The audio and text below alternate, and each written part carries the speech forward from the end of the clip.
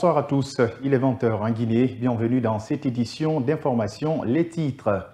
Le lundi 11 décembre prochain est déclaré journée sans presse en Guinée, une action prise par les associations de presse et le SPPJ en riposte aux différentes restrictions constatées sur les ondes de certaines radios. Un sit-in est aussi prévu devant le siège de la Haute Autorité Communication jeudi prochain. Une autre victime de manifestation enregistrée à Conakry hier mercredi, Aboubakar Kamara, élève de la 11e année, a été tué à Bambeto par, dit-on, des hommes à l'uniforme. Sa famille très peinée n'en revient toujours pas. Témoignage à suivre. 4e édition du Forum de l'étudiant guinéen. Les étudiants exposent leur créativité à travers différentes réalisations venues de différentes universités. Nous vous ferons voir les solutions futures réalisées par ces jeunes à l'aide des cours dispensés sur place. C'est tout pour les titres. Les détails, c'est dans un instant.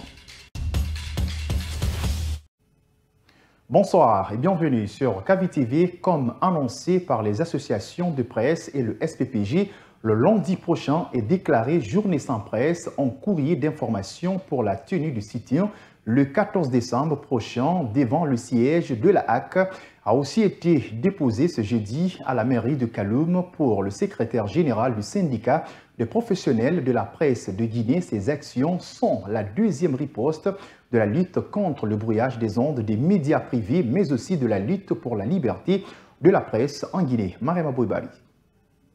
C'est à la mairie de Kaloum que le syndicat des professionnels de la presse de Guinée a déposé ce matin le courrier d'information pour la tenue de son sitting devant le siège de la Haute Autorité de la Communication le jeudi prochain. Pour le secrétaire général du SPPG, cette action est la deuxième étape de la lutte contre les restrictions de certains médias privés du pays. Nous sommes venus à la mairie de Kaloum pour déposer un courrier d'information puisque nous devons organiser un sit-in devant la Haute Autorité de la Communication, la HAC. Et ce sera le jeudi 14 décembre 2023. Cela veut dire le jeudi prochain. Mais bien avant, retenez qu'on a déjà commencé à dérouler le calendrier, la mise en œuvre de notre plan de riposte à ces actes attentatoires à la liberté de la presse. La nuit déjà, on a publié une déclaration dans laquelle nous avons confirmé les personnalités qui ont été citées dans la déclaration du lundi comme ennemis de la presse. Sékou Jamal Pendessa appelle à la mobilisation de l'ensemble de la corporation pour mener à bien cette lutte. Nous demandons à la corporation d'être mobilisée, de venir massivement répondre à tous nos appels parce que notre corporation est menacée d'extinction. Il veut nous éteindre coûte que coûte. Ça ne doit pas marcher. La liberté de la presse est acquise au prix des libertés des individus qui ont accepté d'aller en prison. On ne va pas accepter que quelqu'un vienne bafouer cette liberté. Si on l'accepte, c'est que notre génération n'aura pas mérité ce métier.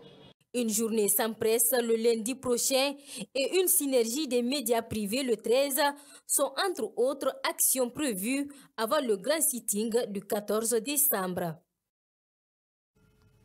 Parlant justement de la presse, la chaîne Dioma TV n'émet plus sur le bouquet Canapus depuis mercredi soir. La direction du média dit n'avoir reçu aucune notification explicative de la part de son partenaire depuis que le dommage est survenu il y a plus de 24 heures maintenant. Selon des informations reçues par le média, un membre influent de la transition serait derrière ce acte.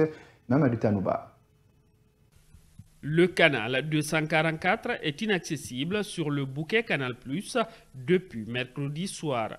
Le rédacteur en chef, Sékou Keïta, a beau tenter de mettre l'écran fixé dans son bureau sur Dioma TV, mais le signal n'y est pas. Il accuse l'entreprise Canal+ d'être à l'origine du retrait de Dioma TV sur le bouquet suite à un ordre donné par un membre influent de la transition. Après les enquêtes, on a compris effectivement que c'était un canal à travers Canal Afrique qui nous avait effectivement retiré du bouquet.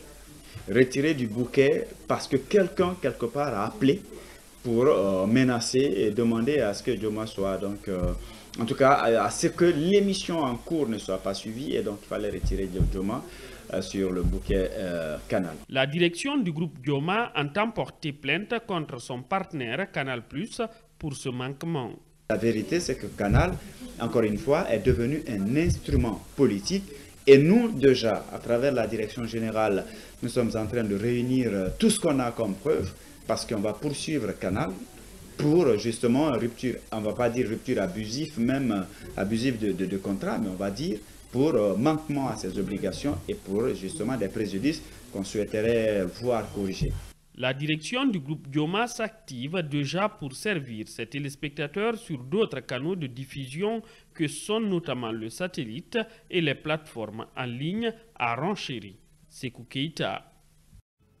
Restons toujours avec Mamadou Tandouba pour parler de justice. À présent, procès des événements du 28 septembre 2009.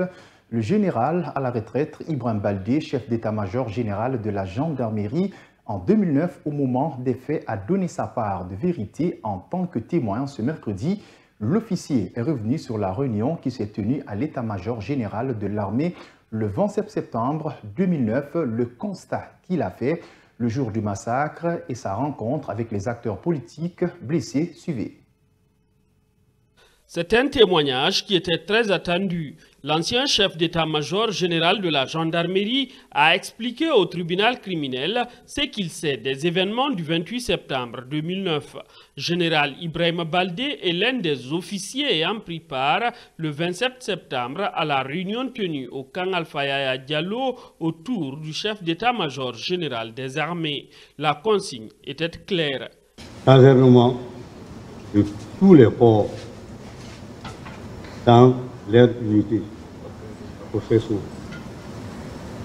gendarmerie, police, sur le terrain ou le maintien. Le jour J, la foule étant plus nombreuse, les agents de la gendarmerie ont préféré reculer pour éviter tout problème. Général Ibrahim Baldé est revenu sur son échange avec feu Jean-Marie Doré à l'état-major de la gendarmerie. Il y a une vingtaine de personnes là-bas, c'est moi qui l'ai demandé. Où ça vous est arrivé? Il a dit que c'est au stade. Mais je n'ai même pas cherché à continuer la causerie avec lui. Parce que je le voyais lui-même d'ailleurs, le sang coulait, même jusque sur sa tempe. C'est tout ce qu'il vous a dit? C'est ce qu'il m'a dit sur le champ là-bas. Et après? Non, j'ai décidé de les envoyer à l'hôpital. L'ancien chef d'état-major général de la gendarmerie, dans ses réponses, a souligné qu'il n'avait aucune autorité sur les éléments du colonel Moussa Tcheboro Camara. Présent maintenant la direction de la CRIEF où Mamadou Djoulde Diallo, ancien directeur général de la Société des Eaux de Guinée, était à la barre ce jeudi. Cet ancien commis de l'État est poursuivi pour des faits présumés faux en écriture publique, enrichissement illicite et corruption. Devant la Cour, l'ex-patron de la SEG a reconnu qu'au nom de l'État, la Société des Eaux de Guinée doit des dettes à des fournisseurs. En Soubaïlo Baldi. Présent à la barre ce jeudi par devant la chambre de jugement de la Cour de répression des infractions économiques et financières, l'ancien directeur général de la Société des Eaux de Guinée SEG ne reconnaît pas les accusations portées contre sa personne par l'État guinéen représenté par l'agent judiciaire. Selon le prévenu, la SEG est une société qui a toujours fonctionné sur la base de ses propres fonds. La SEG est une société qui ne fonctionne que sur la base du produit de ses ventes, rien d'autre. Retenez très bien, la SEG ne fonctionne que sur la base du produit de ses ventes, c'est-à-dire la vente eau. Pas de subvention, aucune subvention. Je sais de quoi je parle, aucun autre apport. Et dans des conditions de recouvrement très difficiles, très difficiles, avec le tarif de l'eau que tout le monde connaît. Traduit à la CRIEF par l'État guinéen, Mamadou Djoulde Diallo affirme à la barre que c'est plutôt l'État guinéen qui doit à la Société des Eaux de Guinée parce que, selon lui, l'État a été un mauvais payeur des factures d'eau quand il était aux affaires. Malgré ce faible chiffre d'affaires, le taux de recouvrement n'était pas le meilleur, y compris l'administration. L'administration, c'est le plus gros client. Quand on lui facture environ autour de 10 milliards par mois, il y a un arrêté ministériel qui dit que sur les 10 milliards, on ne paye que 7 milliards 500. Les 2 milliards 500 par mois sont stockés. Quand je quittais la SEG, la dette de l'État envers la SEG avoisinait les 350 milliards de francs guinéens. 3 chefs d'accusation sont portés contre Mamadou Youlde Diallo dans ce dossier judiciaire. Il s'agit de faux en écriture publique, enrichissement illicite et corruption. L'audience a donc été renvoyée au 18 décembre prochain pour la suite des débats. Un autre jeune est tombé ce mercredi lors d'une manifestation spontanée à Andalaï Pharmacie. C'est dans la commune de Ratouma. Aboubakar Kamara, élève de la 11e année, a été touché par une balle qui lui a coûté la vie. Un acte mis à l'actif. Des hommes en uniforme dans sa famille. Tristesse et désolation se lisent sur les visages. Acha Kamara, reportage.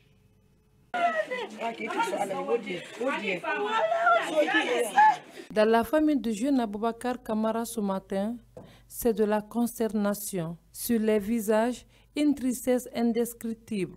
La mère, sous le choc, ne trouve presque pas de mots. Avec un cœur serré, elle nous explique les circonstances dans lesquelles elle a appris le décès de son fils tué dans la soirée d'hier par les hommes en uniforme alors qu'il revenait du terrain de football. L'État n'a qu'à voir ce qu'il peut faire, car mon enfant a été tué par balle. Il est élève de la 11e année. Maki Kamara, ami de la victime, revient sur la scène tragique. Très gêné aujourd'hui et je suis très écœuré. Donc je ne peux même pas exprimer ma tristesse aujourd'hui. C'est vraiment plein de désolation et puis la circonstance aussi. Bon, on m'a dit, selon les informations que j'ai récoltées, qu'on lui a tiré une balle. Depuis l'arrivée du CNRD au pouvoir, la capitale guinéenne enregistre de nombreux cas de tuerie dans les manifestations.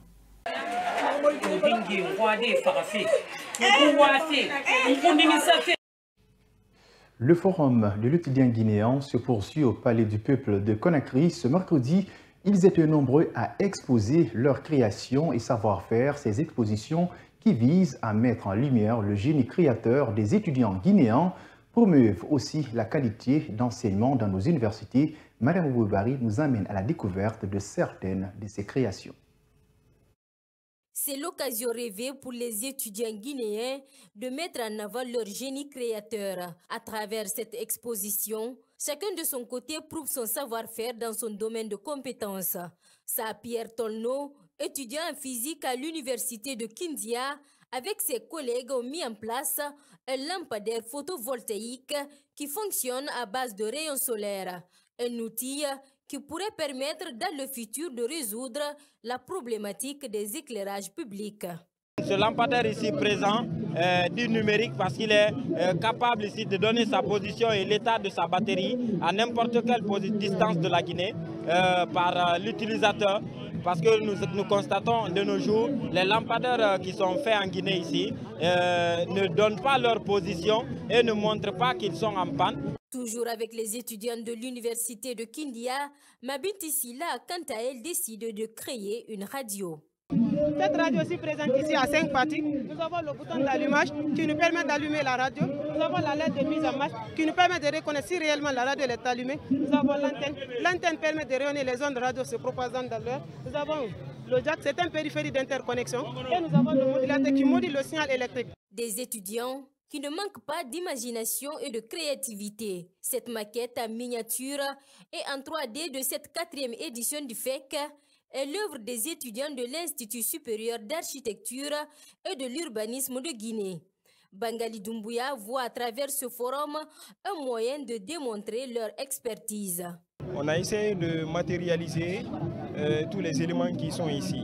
Ce forum nous a permis de montrer notre expertise donc à toute la capitale Conakry et plus généralement à toute la Guinée. D'une réalisation à une autre, Ces étudiants ont chacun dans leur domaine apporté une touche particulière à cette 4e édition du FEC. L'occasion de prouver que la Guinée regorge autant de talents qui méritent d'être accompagnés et soutenus par les autorités. À Tawia, dans la commune de Ratoma, plusieurs boutiques et magasins ont été fermés ce jeudi par la police. Les raisons évoquées sont liées à l'occupation anarchique de l'alentour du commissariat central de police du dit marché. Les concernés disent n'avoir pas été préalablement informés de la situation, une affirmation balayée par le premier responsable du commissariat, Ansoubaïlo Baldé. 32 boutiques ont été fermées selon les propriétaires. Sur les papiers collés aux portes, on peut lire, voir l'inspection générale des services de police et de protection civile. Les propriétaires des boutiques fermées disent ne rien savoir dans cette affaire et n'ont pas été informés au préalable. Nous, on ne sait pas réellement, il ne nous a pas dit réellement. Le programme, c'est le policier. Mais notre voisin ici, qui sont venus avec une équipe, ils sont venus nous dire que vraiment, il y a une ordre de mission qui a quitté au ministère de la Sécurité. Donc, c'est eux qui ont donné l'autorisation exactement de fermer le boutique. Mais il ne nous a pas dit réellement pourquoi ils sont venus. Parce qu'ils ne sont pas venus avec l'ordre de mission. Il ne nous a pas présenté l'ordre de mission, il ne nous a pas présenté à quel motif qu'ils sont venus fermer la boutique ici. Empêchés de vendre depuis la matinée de ce jeudi, ces commerçants craignent la perte de leurs marchandises. Il y avait des rumeurs qui circulaient ici, les places qui sont collées au commissariat là. Mais pour le moment, moi quand même, je ne suis pas au courant de quoi que ce soit. C'est parce que si moi j'étais là-bas, on n'allait pas fermer les places. C'est parce que c'est mes frères qui sont là-bas. Ils ont venu, ils ont dit seulement les enfants de faire rentrer les marchandises, ils ont fermé. Et pourtant, nous avons des marchandises qui vont se gâter là parce que mes frères, ils vendent le poulet importé. Donc, si ça reste comme ça dans les frigos, sans qu'on vend, ça va se gâter. Et pourtant, la marchandise, on n'a pas payé. C'est le truc qu'on prend en crédit. Au niveau de l'administration générale du marché de Tawia, les responsables n'ont pas voulu s'exprimer devant notre caméra. De là, nous nous sommes rendus au commissariat urbain de police de Tawia qui cohabite avec les boutiques fermées. Là, le commissaire reconnaît avoir reçu un appel de l'inspecteur général de la police afin de recevoir ses missionnaires. C'est la fin de cette édition d'information à tous. Merci de l'avoir suivi et bon suite de programme sur Kavi TV. Au revoir.